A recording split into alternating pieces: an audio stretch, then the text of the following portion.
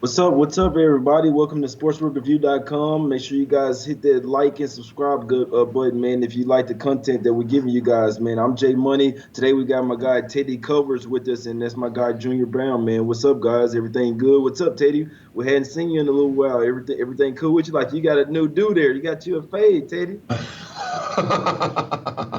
Yeah, well, the hair went got a little crazy during quarantine, and then when it was all said and done, and I finally went out to the barber. My wife's like, "You should get a style." She's like, "Get something like this." So we got a little gel in the hair. I don't know how long it's going to last in the real world, but yeah, the hair's sticking up, and things are looking up. Jay, I mean, obviously it's been what 130 days or something. It feels like an infinite amount of time since we've had team sports to bet on, and obviously with baseball starting today, with basketball in play for next week, finally we're coming to an end to this long hiatus. Exactly. And like you say, everything's looking up. No new positive test for for the players over there. So that's a real, and like you say, like everybody say, I mean, if no positive test has nobody should really catch it. It's very they taking all the right protocols from everything coming in, all the players coming in. And in theory, we should be good. In theory. So I mean, some more shit going on if somebody is what's up, Junior? That's a whole nother conversation. What's up, Junior? My guy. Everything good with you? You watched some games yesterday, brother? Yeah, man. I was watching everybody's favorite new star, Bol Bol. Nah, but in all seriousness, yeah, those games are interesting. Just good to see these guys get back on the court. Now we have a better idea of what to expect from today because there were still a lot of starters going into the third quarter. I didn't expect most of the starters to play past halftime, so looks like coaches are just going to put them out there, give them about 20 minutes a game. These are 40-minute games, and I think. Actually, if I just want to, one thing that stood out to me last night was Paul George. Paul George looks like he is ready to go. He looks fully recovered. But Teddy, you look like you got a point, so I'm gonna swing it over to you. Yeah, I was just gonna say that the first scrimmages are 40 minutes. I think that's yesterday, today, and I believe tomorrow. The next Right. set of scrimmages are going to be 48 minutes. So I just want to Okay. make that clear. Like these, especially if you're looking at totals or something like that, you want to be aware. This first scrimmage is 40, but after that, it's a regular 48-minute scrimmage. That's why we got the Exactly. veteran on the show. You know what I mean? So all you Exactly. guys out there, pay attention. Exactly. And so yesterday we had a guy that came in the chat that was pretty much telling. He was like, "Man, 182. It sounds low for an over and under." You know what I'm saying? I forgot to talk about it. That first game was going to be 10-minute quarters, and then there was another thing. I thought that all of the scrimmages were going to be 10-minute quarters. So there was another thing that I learned myself that it was just going to be the first game, trying to just ease. You got to crawl before you walk. So you got to ease yourself back into the games, and then they'll start doing the whole 48 minutes. So obviously we had 4 games yesterday. I was definitely watching. I mean, couldn't wait to watch some live basketball, man. I'm talking about. I was absolutely excited. I don't even care that it's just scrimmage. They threw out some lines, man. Hey, I go. You know what I'm saying? I told y'all we did the show yesterday, but I mean the Clippers and the Magic. It was just a good one to watch. Early on it looked like the Magic. They were really coming to play. Always a good cohesive defensive group. That's never going to leave the Magic. Obviously, they have a lot of scoring. Markel Fultz wasn't playing yesterday, so their starting point guard wasn't in there. So obviously that hurt their team there. They still have DJ Augustine, still have a couple of players, but it was tough to hold up with the Clippers. That I mean, you got Lou Williams coming off the bench, man. He led the team with scoring 22 points. Then Paul George had 18. He come out there crossing ankles, hitting them step backs out there. You know what I'm saying? It wasn't pretty for the other guys. So the Clippers made them guys like a bad defensive team, but I'll say the Magic are still an elite defensive team. They just have problems scoring, and the Clippers were just too balanced for them yesterday as far as offensively and defensively. And the Clippers are a pretty deep team, and they got some young guys that come out there and play some defense. What do you think about what you're seeing? Did you watch that game? Any of that game yesterday, Junior? The Clippers versus the Magic. The Clippers get the win, 99-90. Yeah, I mean, listen, I got a future bet on the Clippers to win the championship. I don't think it's a lock, but I like the price that I got, and yesterday made me pretty confident about that pick. I really believe it's between three teams. I mean, I'm saying very obvious things right now between the Lakers, Bucks, and Clippers, but I think that the price is good on the Clippers. I think the Clippers have not really been healthy at any point all season, and they're still right there within a punch. They still got a puncher's chance of catching the Lakers in the standings. It's probably not going to happen, but the fact that they can maintain or keep themselves this close with no kind of continuity, no kind of their five best players or whatever you consider their best lineup to be has definitely not played more than like 10 games together.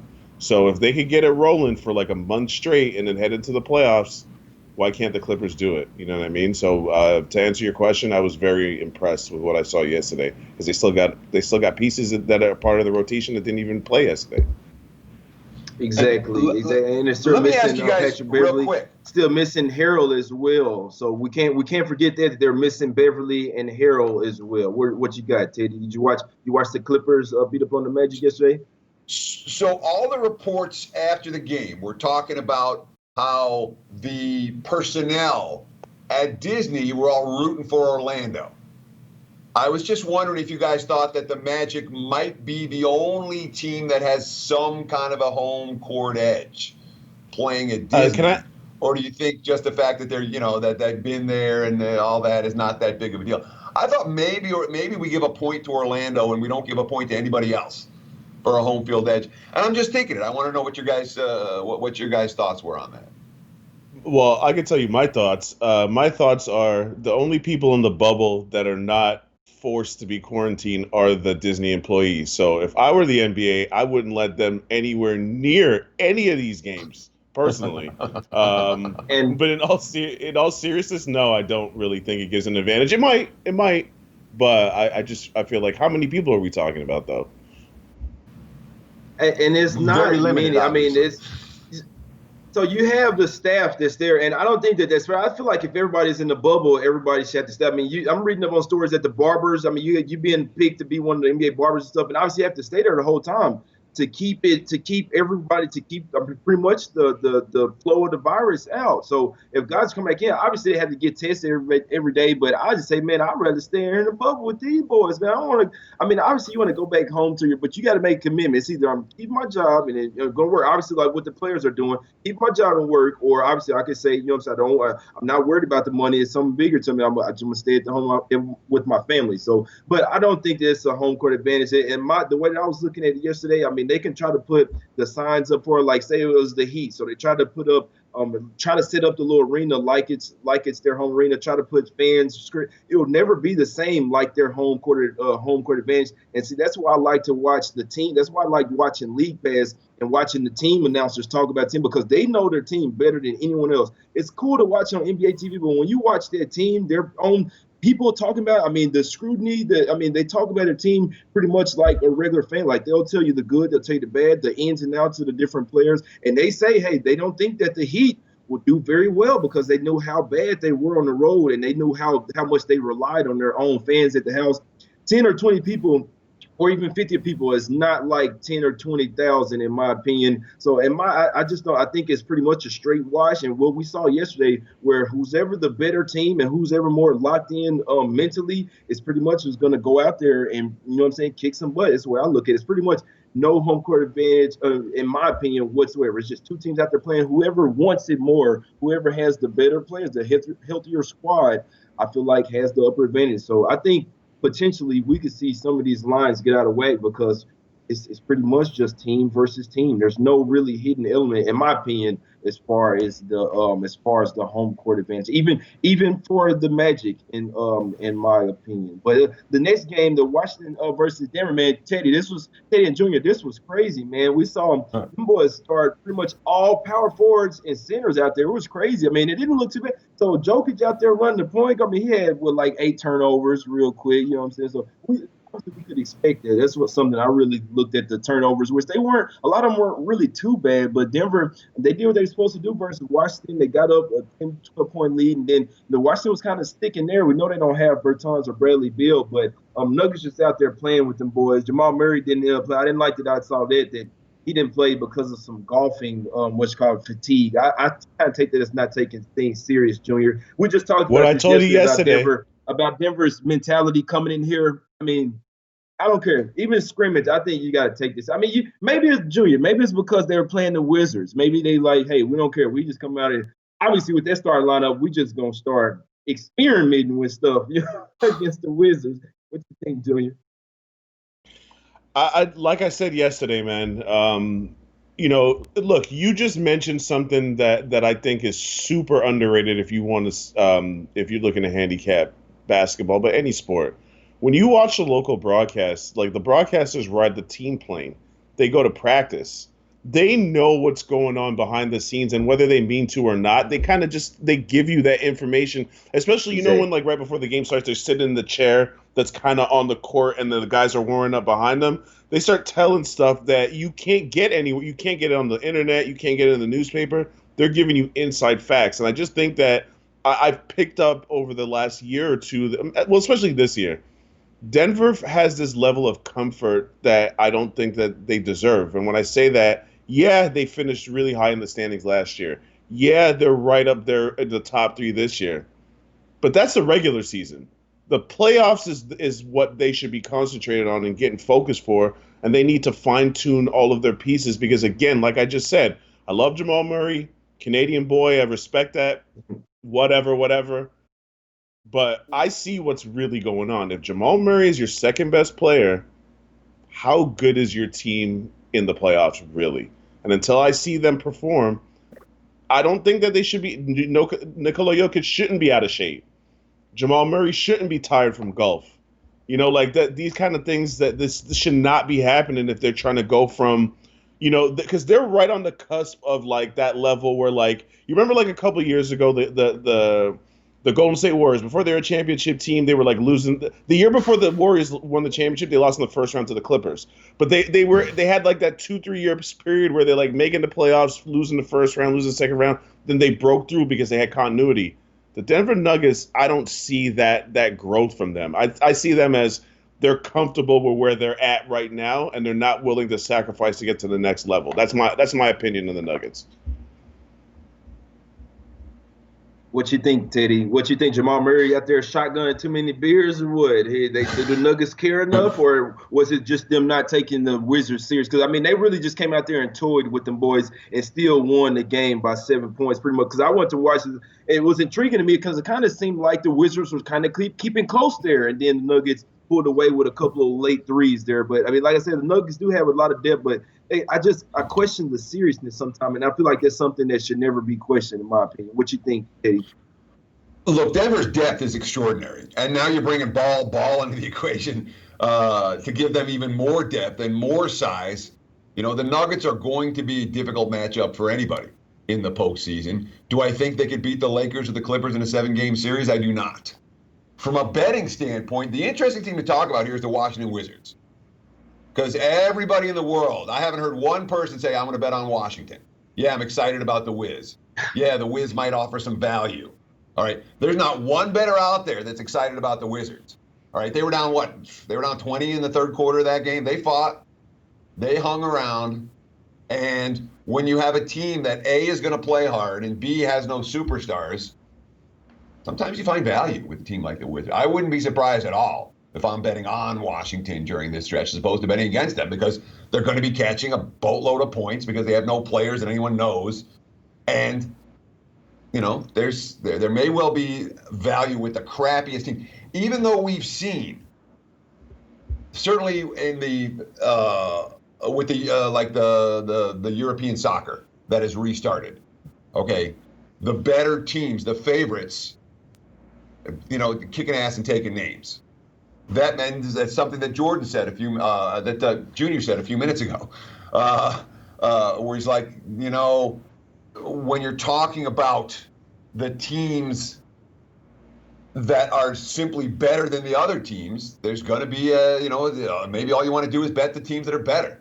The Wizards might be one of those underdogs that's a little bit feisty, and I expect them to be catching a boatload of points. So Washington's one of those teams where, again, they got slapped around last night and hung around. I like teams that can take a punch and hang around. The Wizards might be that squad on this neutral floor. Right, and then the Wizards, they have some size. It's not like when all their players were hurt, pretty much Bunga, Hachimura, and Breyer were all hurt. They're all back, so they don't have build. But like you said, with the type of basketball that they play, running gun, all it takes is for them to show up on defense one day. And I mean, because they can score points to anybody, it's just their defense is just absolutely terrible. So without Bill, I mean, you still got players like Napier out there who's going to ball pretty much every time he comes out. Smith. You know what I'm saying? They got Jerry and Greg. Got some little players over there. Obviously, like Teddy said, it's just all about where you feel like it's going to be too much value. Me or Teddy already had this talk to where maybe the first game you fade them. Maybe, you know what I'm saying, the second game you wait. Then the third game, that's where it's going to be the value. The third game is going to be, the odds makers are going to be way over just. They might catch a 50. Okay, give me that 15. I appreciate you, baby. Appreciate that. But you know what I'm saying? Hey, Hachimura did this little deal over there, had 18 and 9. I know ball. If I ain't mistaken, man, it might have been a joke, but I think they drug tested my man, after he came out there. The boy had 16 points and 10 rebounds coming out there and 6 blocks. Balling And on the 6 boys, blocks. man. The shorts was a little too high for me. You know, I said, hey, I see too much of your thighs. You dig what I'm saying? But hey, maybe he trying to go back like old school. But he did his thing out there. He did his thing out there, man. The shorts was a little too high though. You know what I'm saying? Just 2 more games. The Pelicans. I don't have to say much about it. I told you guys that the Nets was, I mean, they're the worst team in this restart. And it's crazy because they actually sit in the playoff hunt. If they just win a few games, they'll stay, you know what I'm saying, at least worst possible thing, drop to the AC. But man, they look terrible, uninterested. And when you talk about mentality, some you watch, I see Jared Allen go get dunked. I'm talking about Okafor just bullies him, dunk on him. Allen just put his head down, man. He don't care about his hair. No, you can't get a lineup on your hair. I'm just saying, you can at least get an edge up, bro. Even if it's the only thing I'm saying, bro. Edge your face up, man. They get smacked by 31 points. The Pelicans do whatever they want. Ingram, like Junior said, they're sitting the stars at halftime. Ingram get out there 10 minutes, ball on them real quick, and we go sit down. We up by 20 at the half, and then just smoke them in the fourth quarter. It wasn't even pretty, man. Didn't surprise me whatsoever, Teddy. Did you watch any of that game yesterday? Pelicans smack them up 99-68. Yeah, I mean the Nets. So I'm talking about the Wizards as being one of these bad teams you might want to be betting on. No, I'm not saying that about the Nets. I think it might be difficult to get him, but I don't think the markets are going to sleep on it. But then if the Nets are going to, I mean, it's the first scrimmage. You don't want to overreact, but you don't want to underreact either. You know, the teams that are just non-competitive, they're not teams I'm looking to find value with. I'll put it that way. Yeah, and in my opinion, the Nets were non-competitive. Junior, anything to say about this game? We pretty much knew this was going to happen, though. Yeah, I mean, just for the sake of being able to talk about today's games, I kind of went off about the Nets yesterday, and they did exactly what I thought they were going to do. So I don't really have too much to add to that. They're just not a good basketball team. They have nothing to play for. Their mindset is next season when they get a real coach. No disrespect to Jacques Vaughn, but I'm pretty sure Jacques Vaughn's coaching record is something like 58 and like 153. So he's probably not going to be the guy. And when I say no disrespect to Jacques Vaughn, when he was a coach of the Orlando Magic, he was like 35 years old. That's really young to be a first-time head coach. So just because he was bad there doesn't mean he's going to be bad forever. The Magic didn't really surround him with a lot of pieces that he could work with. But I'm just saying, if you're KD and you're Kyrie, are you going to try and convince me that they think Jacques Vaughn is going to lead him to a chip? I don't think so, right? So I just think the Nets are in next year mode. So I'm way off the Nets right now, way off them. Exactly. Yeah. Why did they even come, bro? I mean, they really they'd rather be in the room or something playing the game. It's like, in all seriousness. And boy, when I say, and Jared Allen's one of their better players. He's a good defender. He went to Texas. And he plays hard. Pay attention to usually. everything. My boy put his head right down and was very disinterested. Like, man, can y'all trade me right now, man? But last game, just, you know what I'm saying, just real quick, we only got 4 games, just scrimmages. So obviously, I see people in chat. We're gonna talk about some games today. I don't see any official lines anywhere.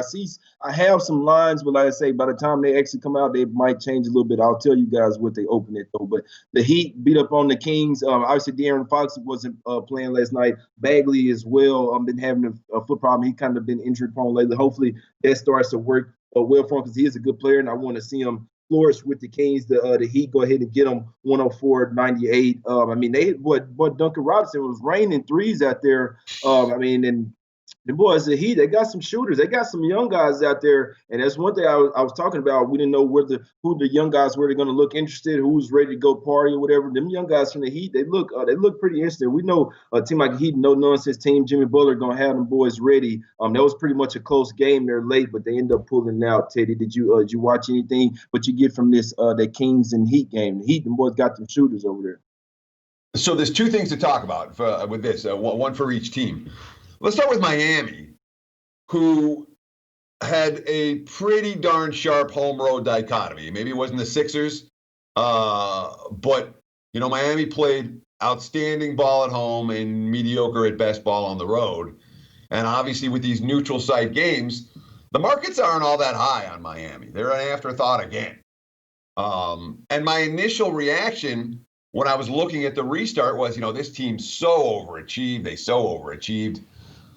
And then you read the quotes.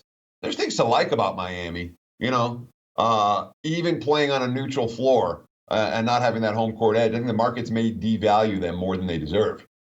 We talk about Sacramento. This is a team that has, they're missing a bunch of key rotation guys. Talk about De'Aaron Fox. Everything I've read about the Kings has been positive, but none of it has been positive in terms of continuity. There continues to be guys coming in, shuttling in and out of the rotation for Sacramento. And that definitely concerns me, even though the quotes and the attitude appear good. I definitely have my concerns about their rotation, their continuity. It wasn't like the team was healthy at any point this season, and that's still not the case. Exactly. Junior, did you watch this game, the Kings versus the Heat? The Heat, they hit 14 threes. Duncan Robinson had 5 of them, 5 or 8. He pretty much went bonkers with them, led the team with 18. Junior, did your boys, the youngsters, look pretty good out there? No, this is actually the one game I didn't even see highlights or nothing, so I don't really know what happened. Like, I read the breakdown of the game after the fact. After the show, I'm gonna go back and watch. I try to watch as much as possible, as I'm sure you guys do too.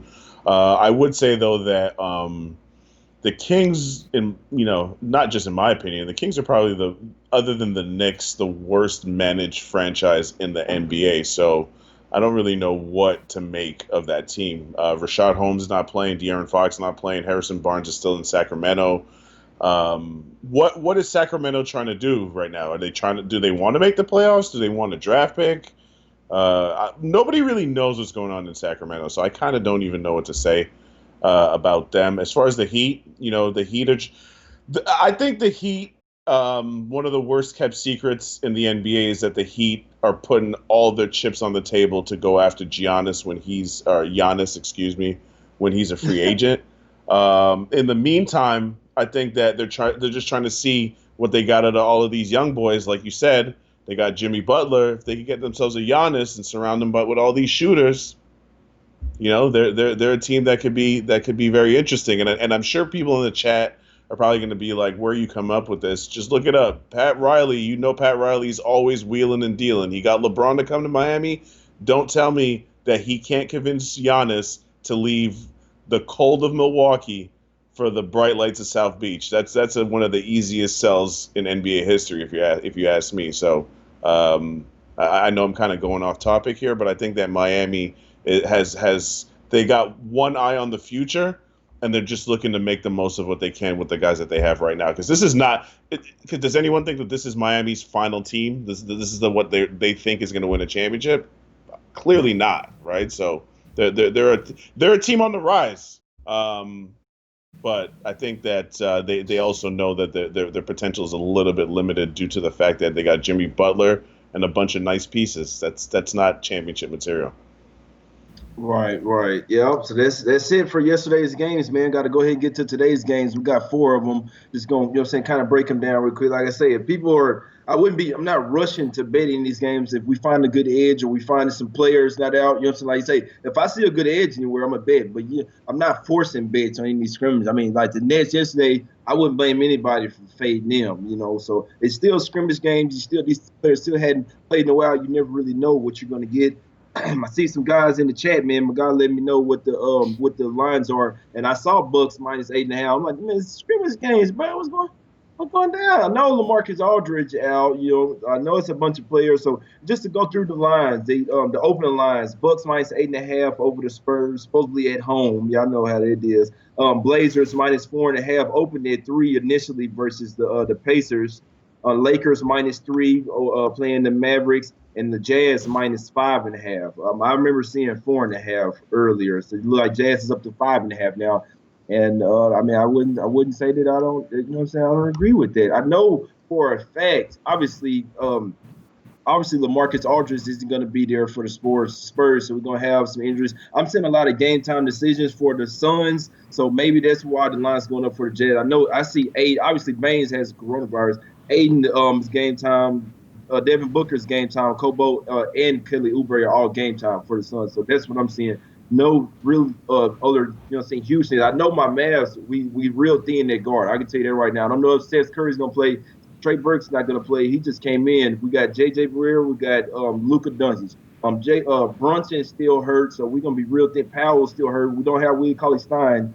I might be looking towards the Lakers tonight against my team. I like that's my team. I'm Mavs. I think the Lakers probably try to, they gonna try to get the dub tonight. In my opinion, what you think? Teddy? What you think? Let's go to the first game though, Teddy, because I know you had something that you wanted to say about that one. Bucks versus the Spurs. What you got? Teddy got the nice info for us. Lay it out for us. Sure. When you're digging scrimmages, you're digging preseason games. What do? You Google News, and you see what pops. And when you get that, you end up finding your coach's quotes, you end up finding your players' quotes, and you end up getting some decent info. Jay, it's certainly worth noting, we got lines and totals for all the games now, widely available across the board. That wasn't the case, I think, when we came on air. But I'm seeing 8.5, 186 for Bucks Spurs. This is Popovich's quote. It's just another practice. It will be just another day as we move forward for the 8 regular season games, just another piece of the process. That is not a bet-on quote from the coach. Patty Mills, quote, gives us a little different perspective. The excitement levels are huge, mate. I'm not going to try to do an Australian accent. And you can imagine the amount of juice we have in the building because we're all about the young guys that we have. There's a lot of talk in San Antonio about extending the playoff streak. Mills, it's important. It's one element of the big picture of the Spurs organization, how well this team has done over the course of decades. As players, we want to achieve something, achieve greatness. But at the same time, you've got to look at the big picture. You've got to look at the future and where we at organization-wise in trying to bridge the gap between the success the Spurs have had and where that sees us in the future. And right now, it's an exciting time because of the amount of young, athletic, talented guys we have. Is that a bet on quote? It's not from the coach, but it might be from the players, and you can go on down the line. I know San Antonio is going to play a young lineup tonight. Marco Bellinelli talking about some of the young guys from the D-League. Keldon Johnson's playing really good. I'm a big fan of his. He can jump. He plays with a lot of energy. Yada, yada. You can go on down the line. Compare that with what we're seeing for the Bucks. Here's Giannis, quote, what I want to do is basically just try to get in shape and get in basketball shape. Doesn't matter how long I play. I play 10 minutes, 15 minutes, the whole game. I'm just going to go as hard as I can because eventually when the season starts, the playoffs start, that's what I got to do. So as I'm on the court, I'm going to go as hard as I can. It feels to me like the Spurs are a little bit more interested, a little bit more youthful, a little bit more hungry, and 8.5 points is a lot for a neutral site scrimmage. That's a play. Spurs plus 8.5.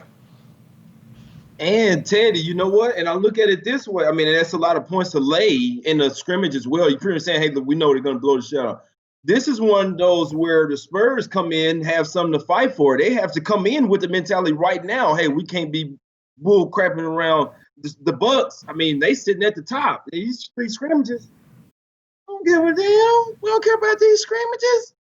I might be with Teddy. Triple Z Dina say, Teddy, what you got in your pocket, man? That's the only one, and I haven't put it in my pocket yet. The info, I got the info researching for the show, and lines weren't up everywhere before we came on. I'm giving it to you before I bet it. But that being said, that will be in my pocket about 5 seconds after we get off air. I should probably do it right now while Junior's talking. I like that, man. Yeah, I like that. What you got, Junior? What you think about my guy Teddy's breakdown? I think the Spurs, the team that could possibly care more in this game, could be catching the 8.5. What you think, Junior? I agree with everything that Teddy said, but I wouldn't bet it personally for a couple different reasons. Number one, I don't bet on exhibition games. You already know that. I say that like every single time the topic gets brought up. But number two, the Spurs have no front court. The Spurs are going to be giving Jakob Poeltl heavy minutes. Rudy Gay's probably going to play the 4, which is fine. But like I'm just not really sure who's even going to play for the Spurs right now. So I would say this though: the everything I said about Denver, I think the opposite about Milwaukee. I think every single player on Milwaukee is a true professional. Even Eric Bledsoe now, who showed that he really might not have been with what he pulled in Phoenix. I think that he's gotten on board with Coach Bud's system. He's gotten on board with Giannis's overall attitude because of all the superstars in the NBA, you know that Giannis plays hard every single minute that he's on the floor. That can never really be questioned. So I just think that the mentality in Milwaukee is a championship type mentality. So I would be a little bit weary of that. That being said, 8.5 points is a lot of points in the scrimmage, man. That's a lot of points. I just think that if you're on the Spurs, you're trying to fight for a spot in the NBA. You play for Greg Popovich, so not playing hard is not even an option for you, right? Because if you don't play hard, you're going to be shipped out of town. So Teddy has a point in that respect where the Spurs got a lot of guys that are trying to claim their spot in that organization and in the NBA. So you have to figure they're going to play hard for the entire 40 minutes, and 8.5 points is a lot of points, man. So I would take the points if I was going to touch this game for sure. Yeah, it could possibly be a backdoor cover. Could definitely possibly be a backdoor cover in that game. Like I said, when I saw the 8.5, I was a bit surprised. Obviously, I mean, I feel like they're kind of saying maybe they don't feel like anybody will sit out for the Bucks. We know even if the guys do play, that it'll probably Bledsoe's just not be the playing. halftime or something. And then, what you say, Junior? Bledsoe's not playing. Right. Yeah. Yeah. I know. Yeah. I think we know because what was Bledsoe had the virus or something like that, right? I'm not even sure what the reason he's not playing, but I saw earlier this Pretty morning sure. when me and you were talking that he's out. Right. Yeah. Now I'm pretty sure he had caught the virus. I'm almost positive that I seen him that he had caught it, or it was something to that nature. But yeah, we know he's not playing. Him and Pat Connaughton, if I'm not mistaken, are both not playing for sure. We know Spurs know LaMarcus Aldridge's not even there. Lonnie Walker is game time shit, so I mean that's kind of a big deal for me. Obviously, you need Lonnie to ball out because he would get like 20 points. And I mean, he's an electric player for the Spurs. Definitely him. I think he would probably play though. I mean, he's been practicing and stuff. I don't see why not, especially if they want to try to win the game. They know that they're going to need a Lonnie Walker. But Bledsoe and Pat Connaughton will probably be out for the Bucks. Junior makes good points. They have a lot of bigs over there for the Bucks. They got both the Lopez brothers over there. They got some balls over there. I think Teddy pretty much banking on the fact that it's their first game in a while and they just won't care as much. Like, I mean, especially to lay 9 points. I mean, that's a lot of caring in my opinion. The Spurs do. I mean, it could be a backdoor. I would be looking towards taking the points as well in this one. That's the only way that I could look at. In this game, we got the Blazers versus the Pacers. From what I everybody should. What you guys think? We got Nurkic in college. We hadn't seen them boys in forever. What y'all think we're gonna see from them? We think we're gonna see. Obviously, they had to get them back acclimated. I mean, they have been cleared to play. What you guys thinking here? I mean, they saying the Blazers going up to 4.5 against the Pacers. One of my guys said he going up to 5. Focus on your best. Say he liked the Pacers side plus the 5. I can't say it with these scrimmage games. If I'm looking something, I'm looking more towards the favorites. But like I said, in this one, I'm not really sure. I know initially when I was looking at it last night, I'm thinking maybe taking the points with the Pacers. That's just my opinion. What you thinking on this one, Junior? What you think the Blazers might look like in this one? You think they'll be running a small ball? You think Dame and CJ both gonna play probably just till halftime? What you think, Junior? Actually, this is one game that I'm gonna watch in full. Maybe not all 4 quarters, because the fourth quarters kind of get, you're talking about like D League players, but I just want to see what the Blazers got cooking. Because now, if you're talking about getting Nurkic, is probably going to take a couple weeks to get back in shape. But if you're talking about bringing Nurkic off the bench, you have to just assume he's better than any backup big man of all the teams left, right? Maybe, I guess, Dwight Howard, is the closest thing to that. But what I'm trying to say is that the Blazers now seem like they have a lot of lineup flexibility. You got Hassan Whiteside, you got Zach Collins, you got Nurkic, you got Carmelo in the. That's a strong front court that they got right there. I just think that it's going to improve their defense because offensively, CJ and Dame and Carmelo are taking like 75 to 80% of the shots, right? So if they could get some punch off the bench, I think everybody keeps talking about New Orleans taking that 8 spot. Explain to me why the Blazers can't take that 8 spot. I'm very curious to see what is going on in Portland personally.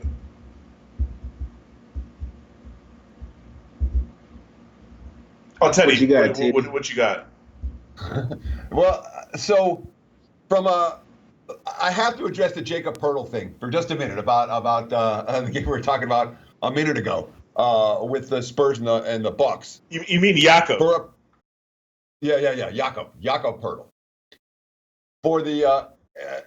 For the purposes of a preseason game, I'm very comfortable taking the young, hungry guys. I want the Jakob Pertls, and I want them on the floor in the fourth quarter. I have no, in a regular season game, it's a different story. For a preseason game, I'm viewing this a lot like an NFL preseason game in terms of I'm interested in the coaches' quotes, I'm interested in the player rotations, I'm interested in the concepts of what the coaches are trying to accomplish and what they're saying. This is what Terry Stotts is saying right now.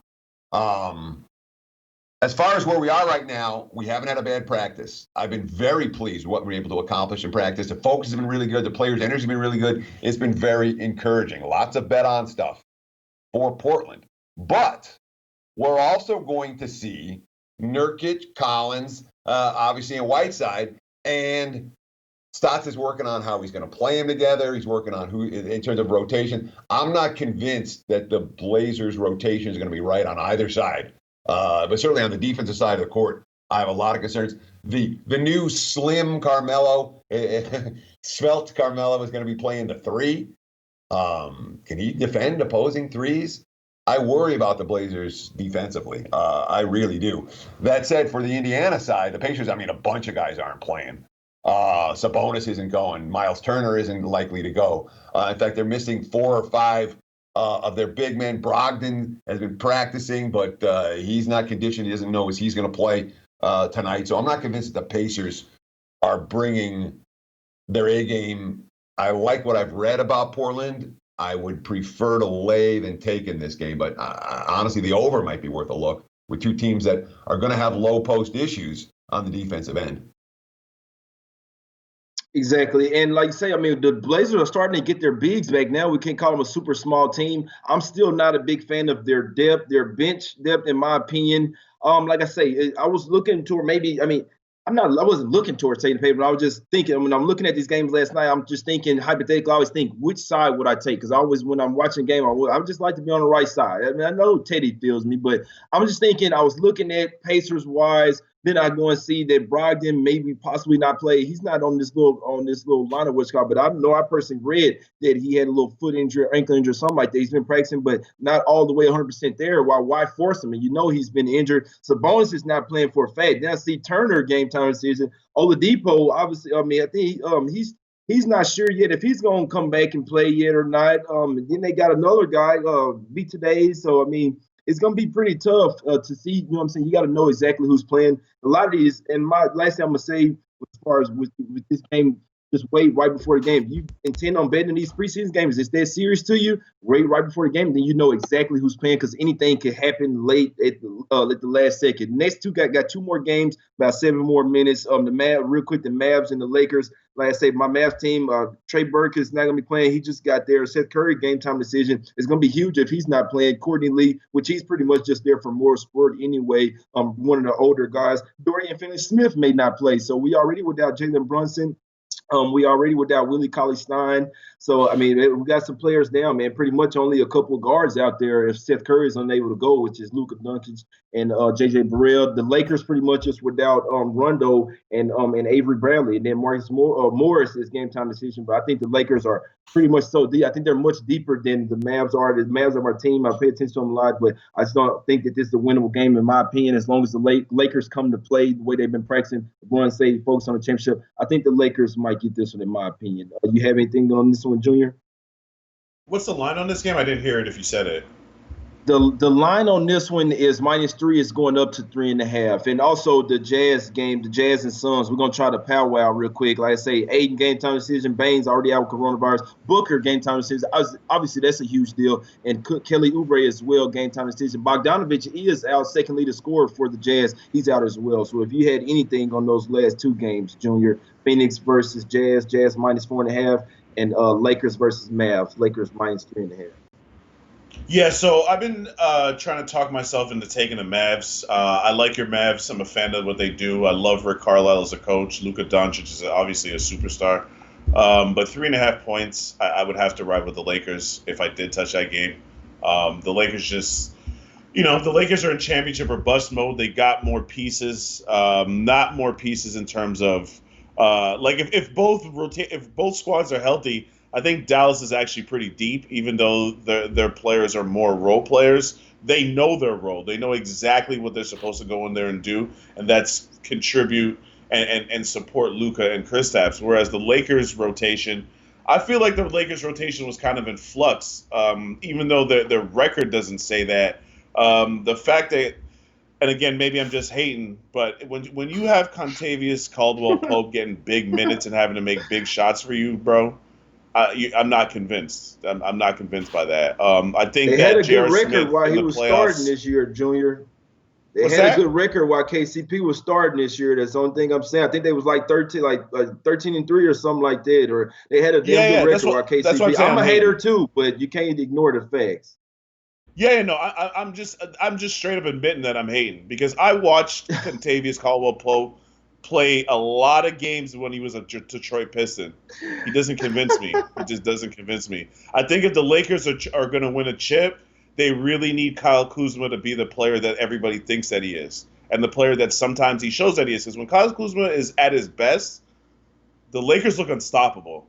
Unfortunately, he doesn't seem interested in playing defense, and that's not going to work with Frank Vogel. Frank Vogel's not giving you minutes if you don't play defense. That's why Kuzma's averages less than 30 minutes a game. It doesn't make sense that he only plays half the game. But anyways, so that's my opinion on that game. As for the last game, Utah and the Suns, I really believe, guys, with Bogdanovich out and up, Utah's going home first round because now the excuses are done.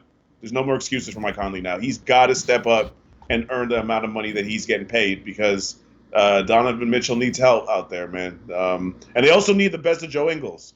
Joe Ingles is really going to have to get back to the player he was last year and the year before if Utah is going to be able to make any kind of noise in the playoffs.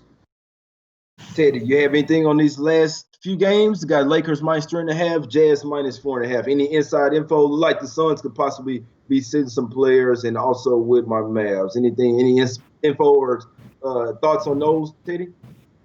Yeah, you know I do. But I have one last thing to say about the Blazers, and this is a quote that I forgot to give before, but it's important if you're thinking about laying 5 points with Portland tonight.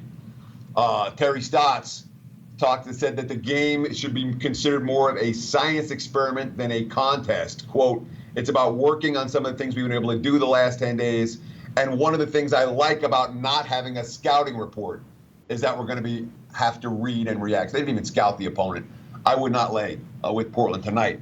Mavs and the Lakers, I mean, the Rick Carlisle quotes are not bet on quotes. We've got our hands full, but it's time to see where we are in terms of the minutes. I don't expect to play guys their full minutes. I do want to get a chance to look at everybody who is available. So this is a good opportunity to do that. That means we're going to be looking at the end of the Mavs bench tonight against a Lakers team that has something to prove.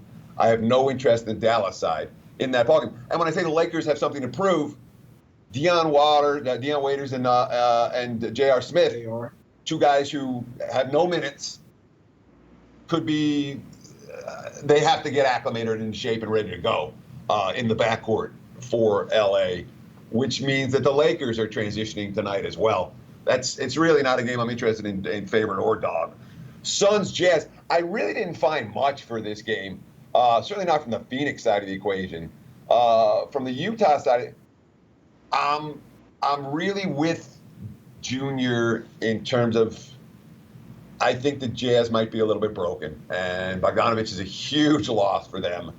And I still worry about the issues with Mitchell and Gobert and how that's played out. I'm getting okay quotes from Utah, but I'm certainly not getting bet on quotes from the Jazz. Not a team I want to lay 5.5 with this evening. Exactly. I'm glad you mentioned that too about, yes, it'd be very interesting to see. Obviously, Donovan Mitchell and Gobert say everything's okay. It's going to take a time. It's probably won't ever be back to 100%, but that'll be very interesting to see. Could possibly bring the team together. It is all about basketball. straight up and down, they are a better team than the Suns. Their defense is a lot better. It's going to be about offense. Obviously, just pay attention to see some late injuries. Obviously, see if everybody's going to play for the Suns. If somebody like Aiden or Booker doesn't play, it's not going to be much of a game, in my opinion. Even as bad, even though the Jazz are missing Bogdanovich, just my thoughts. If I had to make a play today, first it would be the Lakers. Second, it would be the Jazz. And I wouldn't. I mean, that Spurs play might not be a bad play as well for with Teddy there. I mean, that's the early one here. I'm definitely gonna be watching that one close. It might put a few bucks on it just to root my guy Teddy. But I think that Lakers play is pretty solid. If you're looking for a play today, we do have to go ahead and get out of here, man. Today, I just want to mention one thing before we get out here. Today is my brother's 32nd birthday, man. May he rest in peace. We do have to go ahead and get out of here. Y'all visit SBR.com or click the link in the description to be on all the top of the content from SBR, from me, myself, Junior, Jordan, Teddy, all of us, man. So you make sure you click the link in the description, hit the like button, subscribe. We appreciate you guys, man. Give us a thumbs up, man. Thank you guys for watching Jammin with J Money.